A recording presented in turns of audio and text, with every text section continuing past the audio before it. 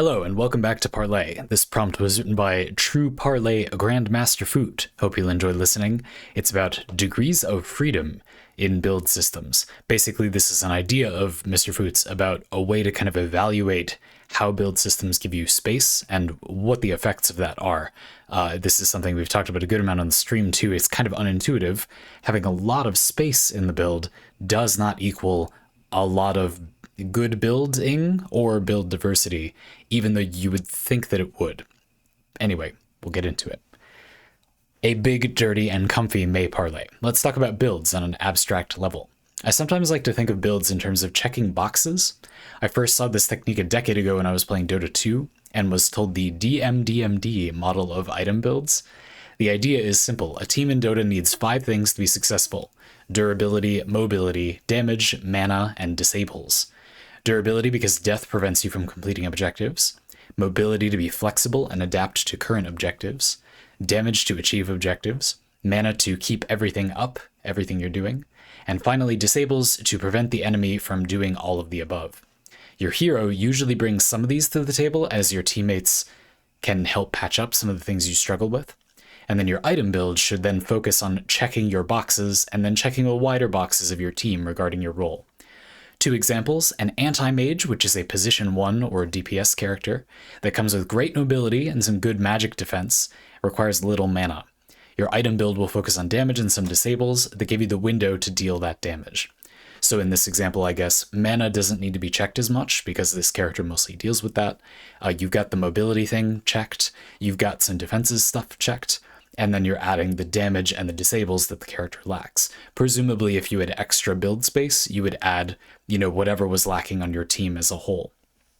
For example, it occurs to me that there might be items that help allies restore mana, and although the anti-mage may not require mana themselves, it might mean that your team's overall mana generation is like a little on the light side.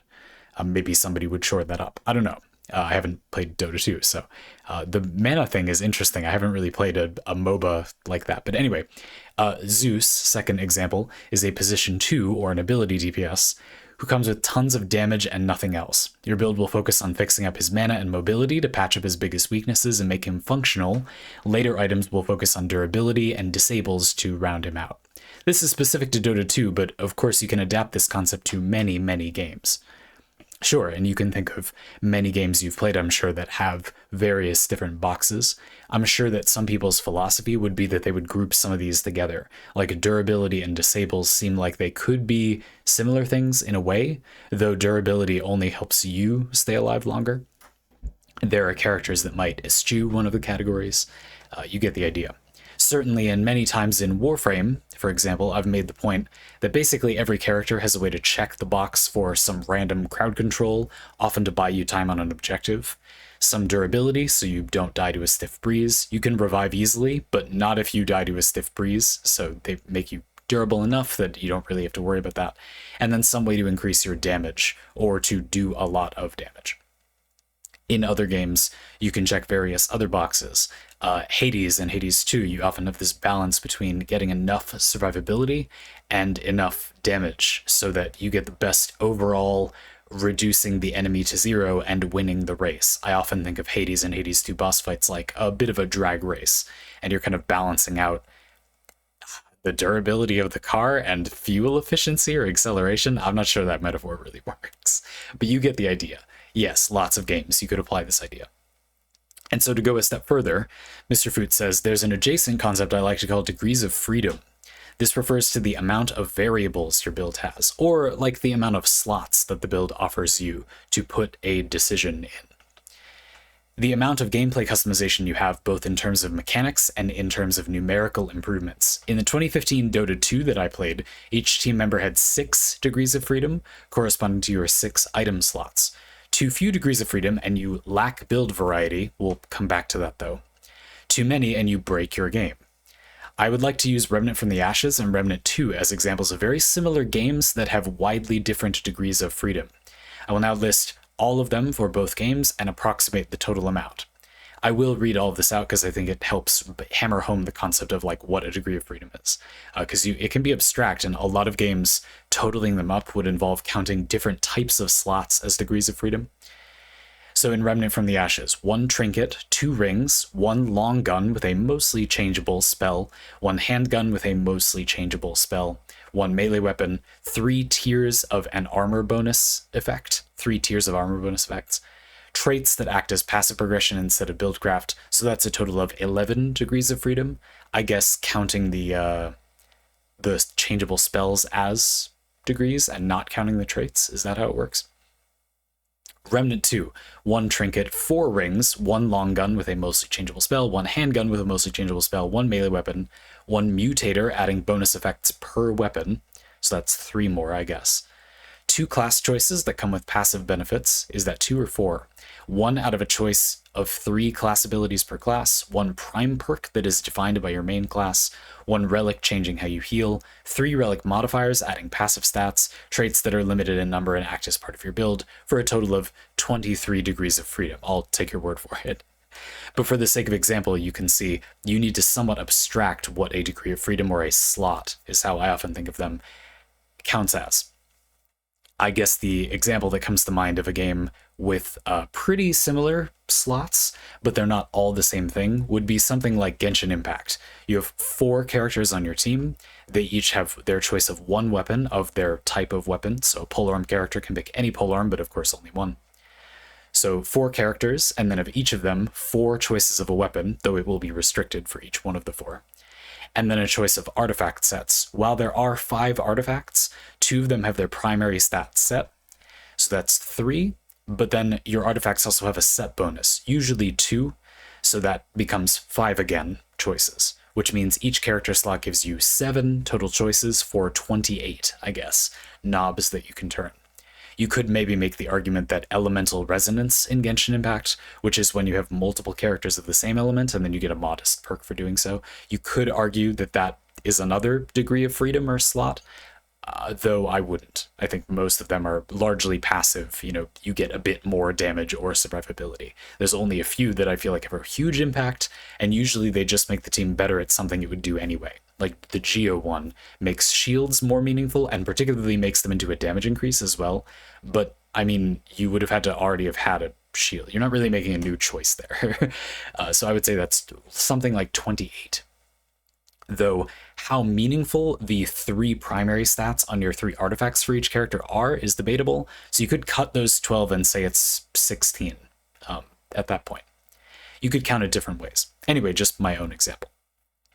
This might not seem like a big difference, 11 degrees of freedom to 23 degrees of freedom in Remnant versus Remnant 2, and a lot of them were similar, but it completely changes the way the builds play out. That seems like a huge difference to me, but maybe to some members of the audience it doesn't seem like a huge difference.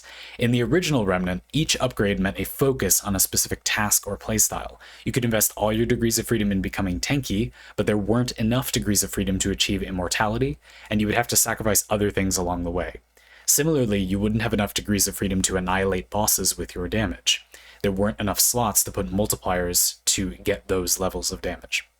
In Remnant 2, on the other hand, you have roughly twice as many degrees of freedom. This means the game has insane build variety compared to the first game, right? Well, kinda.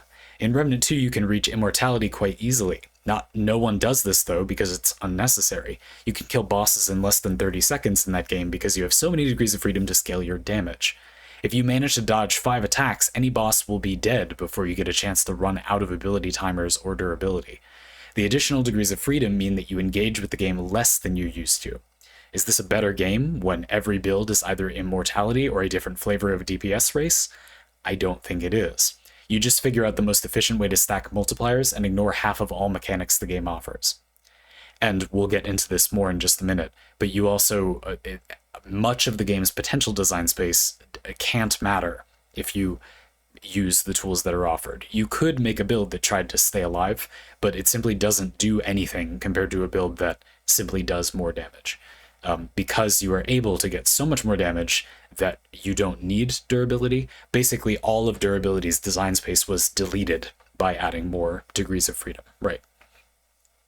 I personally believe, Mr. Foot concludes, that these two views are inherently linked. Many boxes should be relevant, and they should be hard to tick if you want your game to have good buildcraft. Hard to tick in that context means a meaningful opportunity cost. If boxes become trivial to tick, or ticking them becomes so hard that the tick might as well not exist, game balance starts to fall apart because there aren't enough things you need. If it's too easy to get a ton of different multipliers, then you can just get them, and the opportunity cost of anything that doesn't immediately end the fight will go way down, or the benefit of anything that doesn't end the fight will go way down. If it becomes really easy to become immortal, like easy to stay alive, people just do that, and then the rest of the build can sort of do whatever it wants. There will be no tension. The game will become toothless in that way. It won't be easy as per se, as much as and this happens in a lot of games I've played, there's kind of a second version of the metagame of the game if you realize that you can become really immortal, and a lot of the time it's also like do an apocalyptic level of damage. The game sort of opens up, but often again becomes a bit toothless. Like, yes, you can pick whatever you want for the rest of your options. You can fill the rest of your degrees of freedom with a great variety of things if you like know that you can reach basically immortality or a ton of damage. But once you realize that, there is also absolutely no significance to the rest of the decisions you make. Like, you have one, and so whatever else you equip can't really change the outcome of the fight anymore, which again I think kind of defangs the game a little bit. Or it can be that there are other boxes you could tick, but the game doesn't offer enough ways for you to tick them. And so what would have been potential opportunity cost goes away. I think because many games and game designers are hungry for design space, that is, they will try to make any mechanics that occurs to them that they can on gear and stuff. It feels to me like most build systems, the designers are trying to fill space. They don't have enough ideas for different stuff they could give you, and they're trying to take everyone they could get.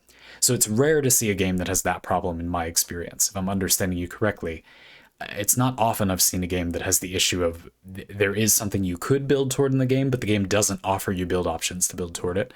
Games are often ravenous for this, which I think is its own problem. Maybe we'll talk about that actually. Games shouldn't, I'm going to say shouldn't be desperate for design space. It's like you can make a game that isn't like that. Anyway, to finish up your point, excuse me. In that case, the freed up opportunity cost will almost always be spent on either becoming as immortal as possible or on maximizing damage. As the famous saying states, players will almost always strive to optimize all the fun out of your game if you let them. With this entire line of argument, you as a dev should prevent your players from doing that by limiting degrees of freedom and creating big chunky boxes for players to worry over. Are these ways to view Buildcraft useful? Well, I certainly think they are. I have a lot to add, if you can't tell. This parlay was quite in my comfort zone. And so I hope, anyway, I have a lot to add. Yeah, I think it is useful. I think that the one of the interesting things we can do with this parlay is kind of draw out in our heads what ideological pathways there are through the degrees of freedom concept. If you're going to make a game with options with this kind of framework or way of thinking in mind, how can you do it? What are ways of doing that we kind of know won't work unless you do something swifty? And what are some different ways that can work? It certainly isn't the case that this means every way but one is the wrong path. I don't think so anyway.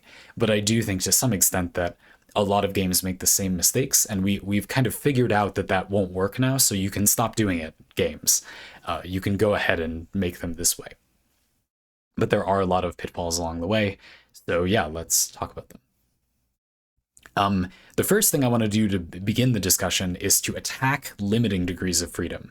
While I and Mr. Food have a lot of praise for reducing the degrees of freedom you have, the player has few decision points and many demands put upon them. This seems bad. The player can't get all the stuff they need or whatever. But if you can make the game playable with that restriction, that creates actual genuine build diversity. You simply must forego something that would benefit you. And this is called making a decision. If you give the player a lot of different spaces to make decisions, it sounds like the game is about making choices, but a lot of different spaces to make choices, is just giving the player a space to make every choice that they might need to make. Any choice they'd want to make, they have room to make. So they'll just get everything that is of any relevance to the game. This is the paradox of the situation. It's very common to see players say, oh, there's no build diversity in the game, so give me more slots to put stuff in. But that would have the opposite effect. They don't realize that they would just put the next best generalist good thing in that slot. And actually reducing the number of slots they have would mean that they would make real more choices, hard choices, which is a good thing if the system is supposed to be about making decisions. As an aside, I always think it's useful to keep in mind that a lot of people may be playing a game that they have not realized isn't trying to do the thing they want.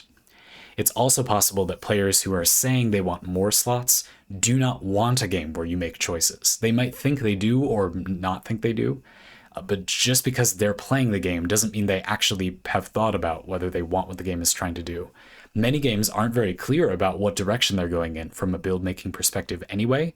They don't have a very clear identity, so it's not really the player's fault. Like, it's hard to know if you like what the game likes. The game isn't communicating as well as it could.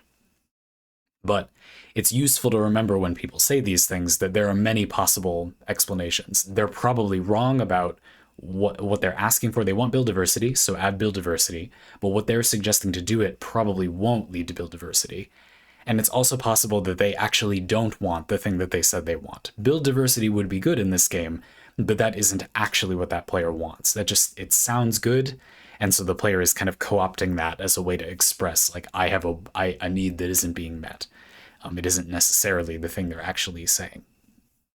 And that's okay. People are not analyzing this for a living, but I am, and you're coming along with me. So we are going to be critical, not aggressive or hateful, but critical of the way that people discuss these things. It's not necessarily particularly useful at the end of the day. Therefore, the kind of basic conclusion that we're starting this parlay with is that, yeah, like, restricting your build space seems good. Less degrees of freedom is actually more room to genuinely choose. It forces you to make an actual choice. You will lack something, and that means that you have actually chosen something in a meaningful way. So we start there. Yes, but I think one of the problems of limiting degrees of freedom, a level up from that, is that it often leads to the build being kind of locked in once you have made one of your own decisions. For example, let's say that you have a game with good limited degrees of freedom. You have only, 4 or 6 slots to make a decision about your build. Now you pick something in one of the slots that you just really like. You're putting it in there because you like how it feels. And let's hand wave balance. Let's say this game is impeccably balanced. There is basically anything you could like using is good. So you don't have to worry about that.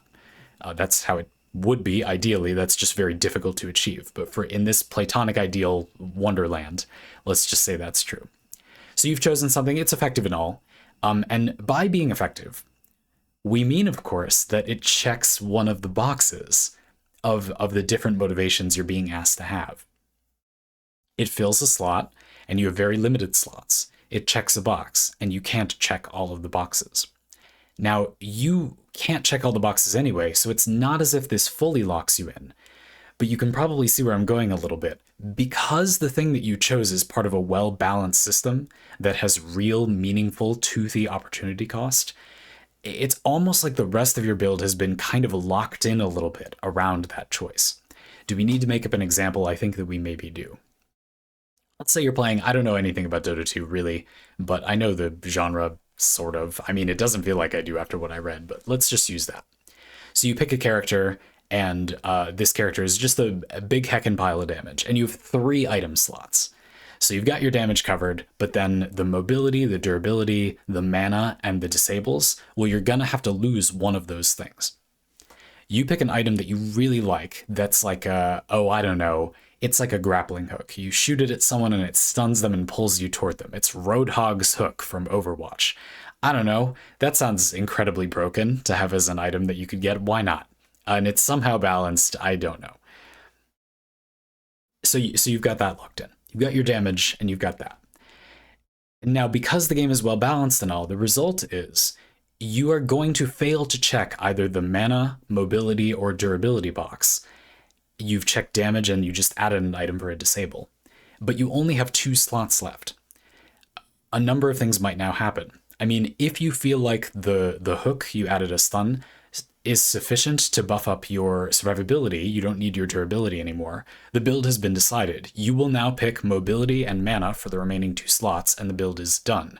Making that one decision made the rest of the decisions, because your opportunity cost was so high that it became trivial or elementary to decide, what would fill the rest of the slots. You're following me so far. I don't know anything about Dota, so another thing that might happen is maybe the hook ability on the item costs mana to use, and so now it's a given that because you have a big pile of damage, but it needed mana anyway, and you added a kind of crowd control item you like, a disable item you like, but that requires mana. It's now a given that you basically must include mana in the build, and you're happy to do it. You like the hook ability, you wanted to include that. Okay, but now you only have 1 slot left, in which, again, it will probably just become elementary what you will fill it with.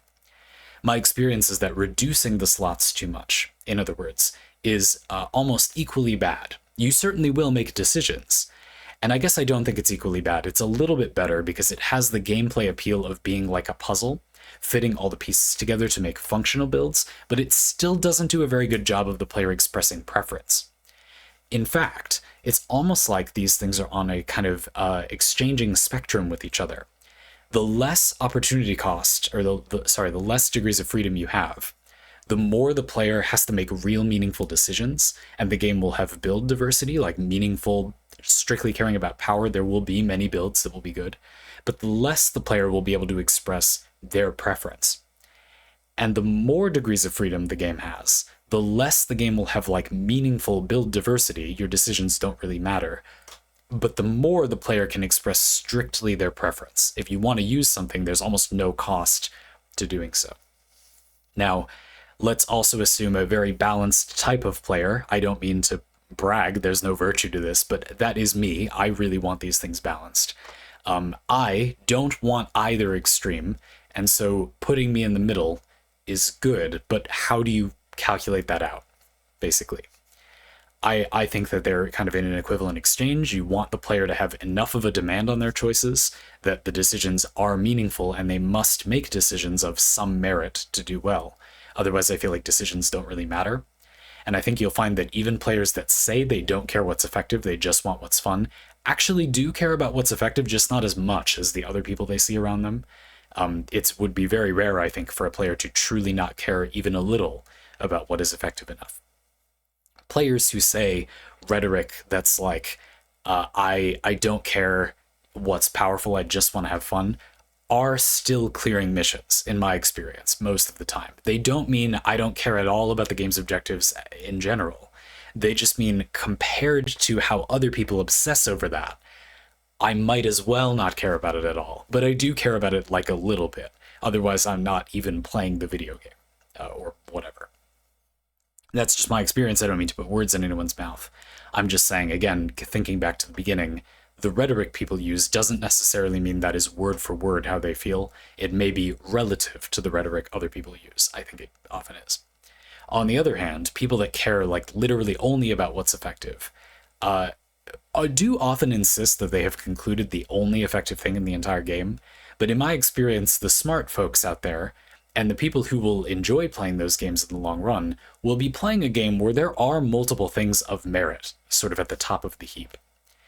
It is rarely the case in games where there are proper stakes for figuring out such a thing, that all of the good players agree that there is literally one exact thing that is like the best thing, no questions asked. An example would be Magic the Gathering pro players. It's pretty rare, and we kind of all accept that that sort of makes the contest a bit hollow, when literally one thing becomes the sort of widely accepted, strongest thing. Two examples that come to mind are Jace the Mind Sculptor and Cawblade. I think that at the time, I played a lot of Standard at that time.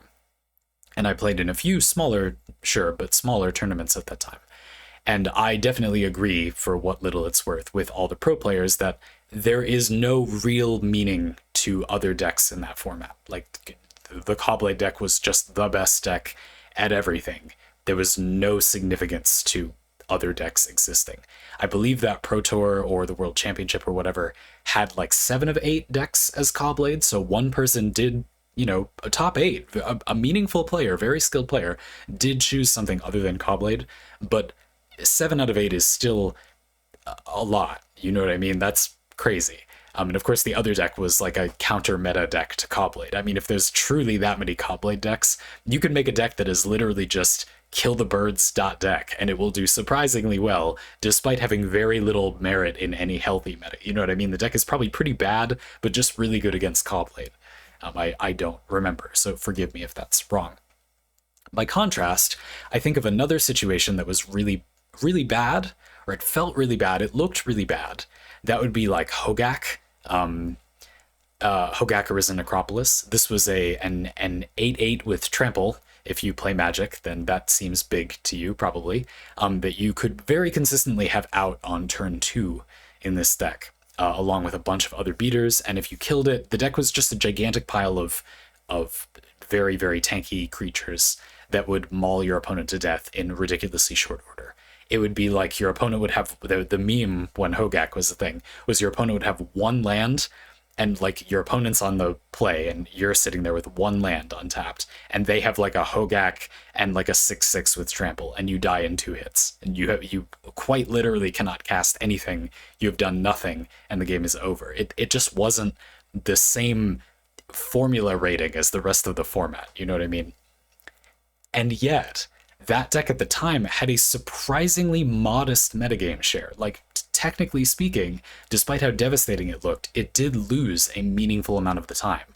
Our problem with that deck at the time was that the gameplay it created was not interesting, and it was resistant to disruption in a way that wasn't that fun.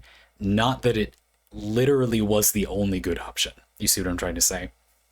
A lot of players that say they only care about the good thing, like, yeah, but it's still, we all agree it's better if there isn't one thing that is the only good thing. I guess that's what I'm getting at.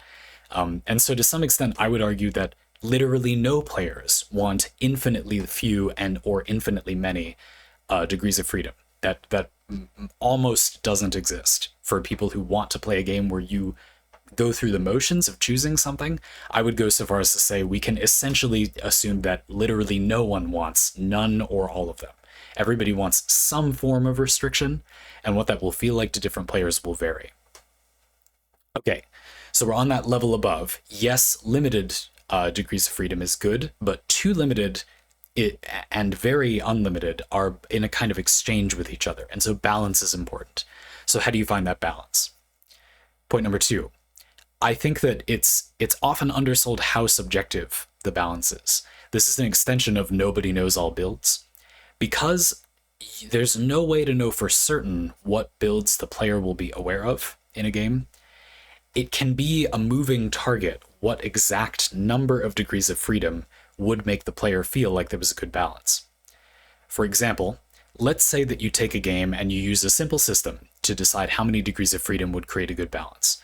You say, well, it's basically when the player has to give something up, right? It's that exact moment when the player has to give something up. So take the very most skilled and knowledgeable players who are the closest to knowing all builds, ask them how many slots you need to check all the boxes, and then remove 1 degree of freedom.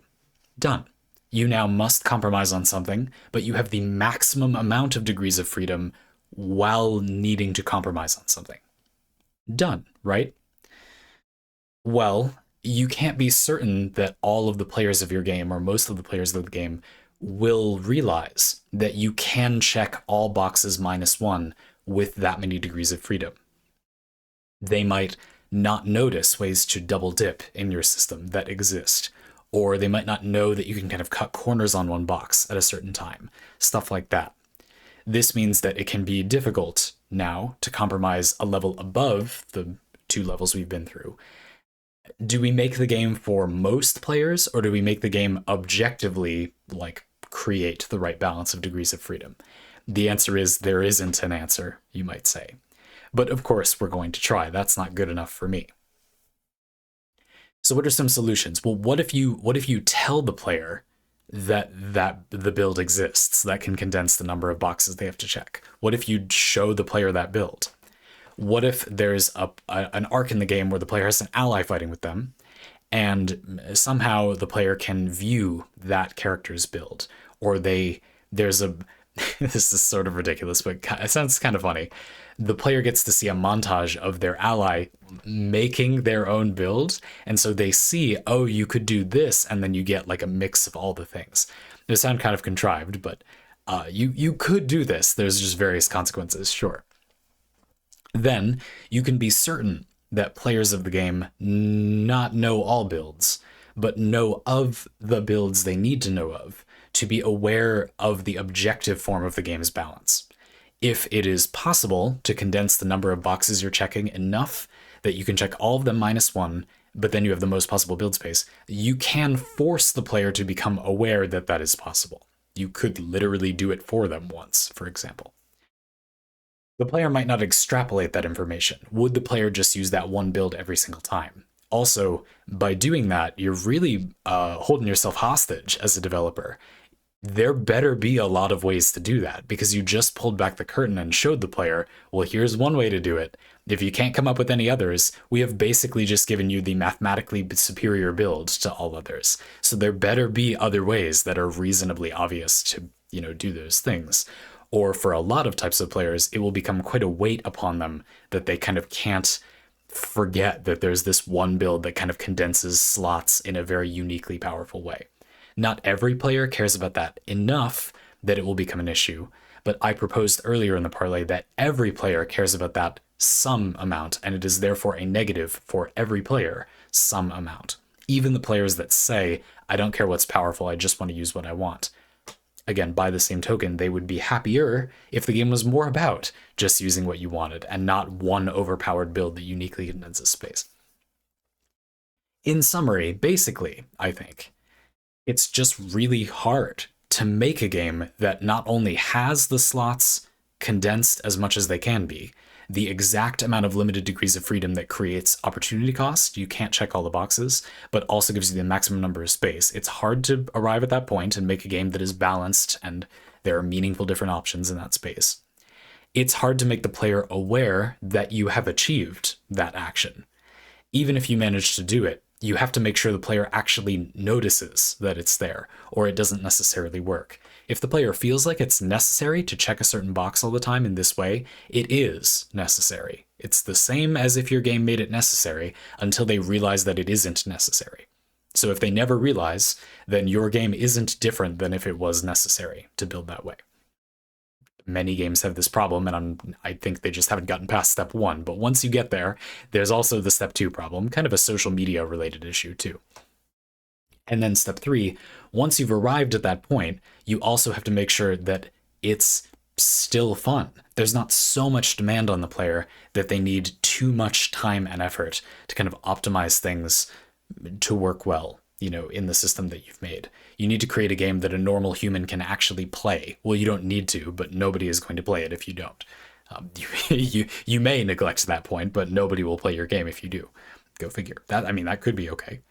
If you can develop games very fast and you just want it for yourself and your friends, that sounds rad if I didn't know any better. But probably not. And so I guess the concern then to me is that the game needs to have a system for achieving these things. There's a rather tight or restricted balance once you condense the build space enough. You have few enough degrees of freedom, but the player is still kind of able to make choices. There's also a question about to what degree checking boxes can be itself condensed or fiddled with. We talked a lot about adjusting how many degrees of freedom the player has or is working with, and how that can be an exchange of the game having this feeling like there are proper demands on each slot, opportunity cost, and also the ability to express preference. But another way to look at it is condensing the number of boxes the player has to check. Personally, I think an interesting form of this subject, even though it's a little outside the scope of this parlay, but to open it up, I don't think it's that outside the scope, is the idea that you could have less boxes to check, but it takes more degrees of freedom to check them. Let's make an example. You calculate, based on the parlay so far, that your game requires 8 degrees of freedom to check all of the boxes. You then adjust the number of degrees of freedom the player has to 7 and call it a day. How many boxes does the player check here? Let's say it's 7. So every single slot is checking a box. Well, and then I said -1. So let's say it's 8 boxes they have to check. They have 7 slots. Every single slot checks 1 box, and there are 8 boxes they could check. A couple of things happen now. If there are any effects in the game that check 2 boxes, those are immediately overpowered unless there are a great variety of them or they have a big drawback, like checking 2 boxes but unchecking or less checking 1 box, a sort of corrupted or cursed effect. You get a lot of damage and a lot of mana, but you lose survivability in exchange. That could work. You could make a lot of them, you can. We're right back to the design space problem, but you could make a lot of them, and you could make them all really balanced, but you can see how this is getting a bit harder. Maybe then we should take a different approach and make there be less boxes. Let's say right now we have 8, and you have 7 slots to check them with. Each slot checks on average 1 box. Let's say that we instead make it so you only have 4 boxes to check, but to adequately check a box requires about 2 slots on average. As an example, one of the boxes can be damage output, and let's say that in this game you don't do very good damage unless you have 2 multipliers on your damage. Let's say, for no reason at all, base damage and crits. And there are no or few effects that you can put in a slot that give you damage and crits, and therefore on average you need to use 2 slots to check that 1 box. This system is about the same in a way, but it's more flexible, I think. I think it means that you could sometimes do the thing I did before, where you have a cursed or corrupted effect that checks 2 boxes, but then kind of less checks a box. And you could make it interesting by having something like no things you can put in a slot. There are no items, no choices that you can put in your degree of freedom slot that gives you damage and crits. But there are things that you can put in a slot that give you damage or crits and one of the parts check another box at the same time. Thus, you can make a kind of interlocking build that, let's say, instead of your survivability, you need armor and health. You need damage and crits for the damage box. So to check those boxes, you could run damage, crit, armor, health. Or you could run an item that is a mix of damage and armor, an item that is a mix of crit and health, and keep iterating it out. And you'd be checking the boxes a different way. The concern there, I think, is that those could become interlocking. You might create a situation where, yeah, technically there's the option to do that, but it's basically better to just make a fully interlocking build that checks every box in the exact most efficient way possible. You know what I mean? Either those upgrades, the hybrid damage, crit, armor, health, those upgrades, either they give you the exact same amount as doing it the straightforward way, damage, crit, armor, health, in which case they're pointless. It's just more complicated for the same result. They're less effective, in which case they're pointless, it's better to do the other thing, or they're more effective, in which case it's pointless to do it the other way, and the exact combination of effects that I just described is the only sensible way to approach the subject, or it's worse in every way to do it the more general way. It doesn't seem like an easy win. In a way, it feels like combining or condensing the boxes then is a mistake to me. But it's something I haven't thought about too much so far.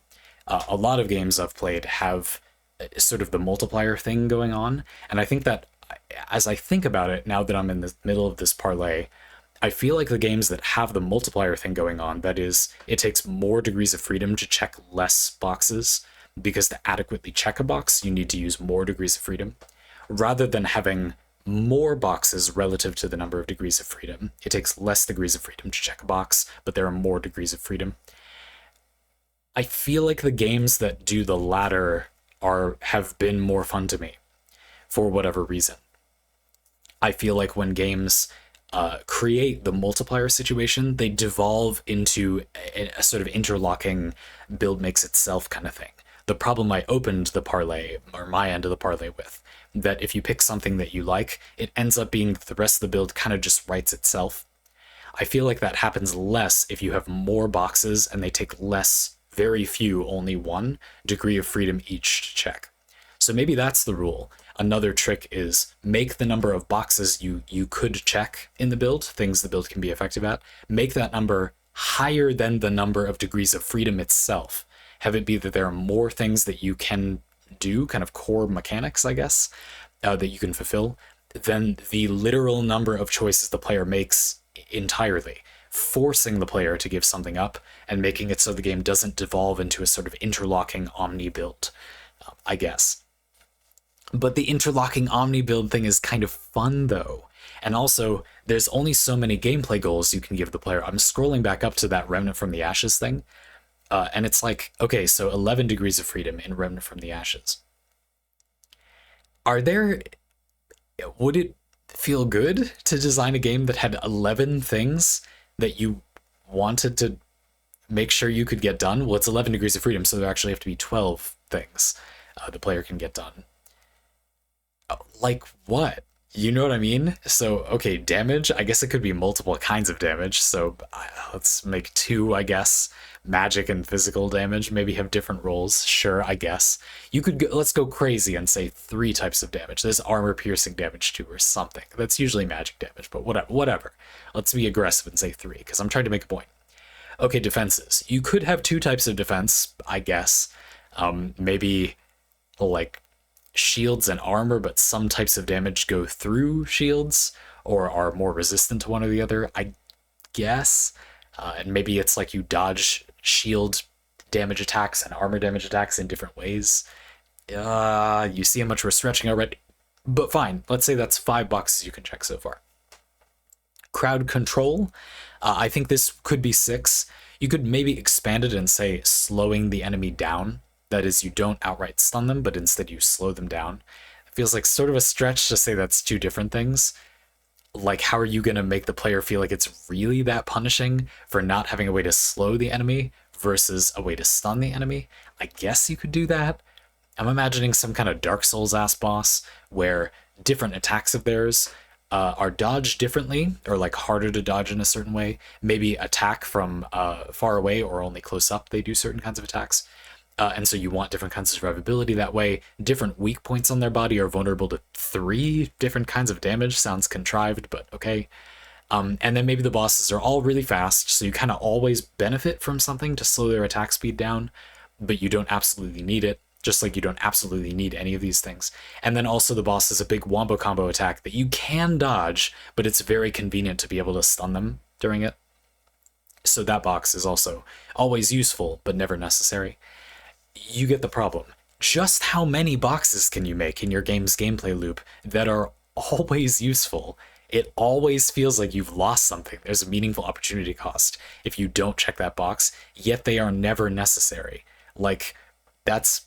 And once there's a good number of them, you can already imagine if it was something like Dark Souls, so many players are going to think, I don't need this stun, I'm just going to dodge it manually you know what I mean? If you can dodge it manually every time, they are going to do that. Maybe it isn't dodgeable, and you just take less and less damage if you run out of it, but then can't you just build durability against that? You see the problem. It's not that hard if you make it only a few things. If you make it 3 or 5 or whatever. But then, if we go back to my suggestion before, that means the number of degrees of freedom you can provide the player is very small. You know, we're talking 4-ish, and that's it. I've played a few games that give you so few degrees of freedom. Now, I enjoyed the ones I played, so I don't know. But it makes me think that a second look at the idea of make checking a box require more degrees of freedom is warranted. A simple look at making checking a box require more degrees of freedom seemed bad. It seemed like it was just going to make everything into a multipliers omni build, but I feel like there's probably a different model in there that allows lots of degrees of freedom while still creating interesting options. I guess just one more thing, because I have nothing to say about that yet. It's an idea I have to chew on. But something that comes to mind is there's a kind of exchange between making items weak and strong as well. If you want something to take many degrees of freedom to check, you don't have to make it multipliers. You could just have it be that items that give you damage and therefore help check the degree of freedom, the damage box. You spend degrees of freedom on checking the damage box. It's not much damage. You don't have to make them separate multipliers. You could just make them all really weak. And then unless you run like 3 or 4, you just don't do much damage. 2 problems. First one is, if you run more than a few, it will become statistically insignificant to or relativistically insignificant to stop running 1. If you run 4 modifiers that give you 25% damage each, 75% to 100% more damage is a meaningful drop, but a lot of games will need the flexibility to allow players to be 25% worse. So is that enough? You see what I mean? Players will be able to just drop one of those damage options without it being a big deal. One of the merits of multipliers is that they make it punishing to drop one of the multipliers because they get better the more of them you have. And so if you have 4 different sources of damage that all multiply each other, that all give you, 25% damage, dropping one of them makes you lose, in a way, kind of the most damage, which makes it more meaningful to just trim the fat on those. So yeah, that's maybe a thing. So I'm kind of torn with that. I feel like if you give the player boxes to check that you check with multiple options, and then you address that by making the degrees of freedom really weak, they'll feel bad, and the player can kind of just opt out of them unless they're separate multipliers. And also in my experience, a lot of players don't understand the separate multipliers thing, so they will go, well, this isn't very much, it's 10 or 25%, doesn't sound like a lot. If they're not separate multipliers, it really isn't a lot. And if they are separate multipliers, it is a lot, but it doesn't sound like a lot. And so, that's kind of ugly too. I don't know. I've thought for a while that a good way to do it would be to make these separate multipliers phenomenon more visible. It doesn't sound like 25% 4 times is that different than 25% that just adds to itself 4 times. The multiplying doesn't sound like it matters that much, even though it does mathematically. And maybe the way to make that visible is simply to show the player the calculation for their damage, not only the final number, but literally happening in real time. That is, there's like a graphic that shows them that. And they notice that, wow, that really is losing a lot of damage. I go from 10,000 to 7,500 or whatever. And then they notice I can't give you a mathematical example of that, but you get the point. Because I definitely don't want to turn up a potential solution through this winding trail of game design to make a good build system. I don't want to turn my nose up at a solution if it works technically, but the player simply doesn't understand it. While that is a serious issue, as I argued earlier in the parlay, it's not impossible to solve. Whereas if the game objectively isn't balanced, you can't, that's not really solvable. You, I guess, can try to create the illusion for the player that they can't ever figure out how the game objectively works, I guess. But I think that's not good. And it seems better, though still very difficult, it seems better to tackle the player perception problem. If the player doesn't know all builds, you can theoretically show them. If the player doesn't understand that the multipliers thing works out and there actually is good build diversity, but you just have to understand the multipliers thing, it is possible to help the player understand the multipliers thing. Whereas if the game is objectively not balanced, it's just a fight to hide that from the player, which seems really bad. So ultimately, that is the place I have the most hope at the moment. Wow, this became a whole heckin' waffle. I had a lot of fun with this parlay, if you couldn't tell. Did you think that was an interesting way to tackle the question? I tried to just go even further beyond from the points that you made. I didn't talk too much about the desperate for design space thing, but I guess the way that I represent it in this parlay is that you saw that many of the solutions I proposed require many different build options. To create interesting diversity, you need a good amount of degrees of freedom and a good amount of variance on ways to fill those degrees of freedom. If there are just 8 boxes to check and 7 degrees of freedom, and 7 things you can put in the degrees of freedom boxes, or 8 things you can put in the degrees of freedom boxes, each of which checks 1 box, then you're going to end up with, there are a total of 8 builds, each of which omits one of the different options, and that's it. So obviously, the solution is you need a lot of different things. It is therefore of the utmost importance, if we're going to solve any of these problems, to make the game absolutely bursting with design space, because otherwise it will be very difficult to adjust the things available for your degrees of freedom such that they will create interesting opportunity cost with your boxes and also provide choices for the player. But now that I'm at the end of the parlay, it does kind of feel like the design space thing is a topic for another time. Engineering the game to create a lot of design space it feels outside the scope of this parlay. But I do think it is a key ingredient, just like the how many boxes relative to degrees of freedom. So those are the two, if I were to talk about this, more points that I would discuss. Very fun parlay, Mr. Food. You prompted me by calling it a big, dirty, and comfy May parlay. That is how I treated it. Big, dirty, and comfy, just the way I like it. Let's end there.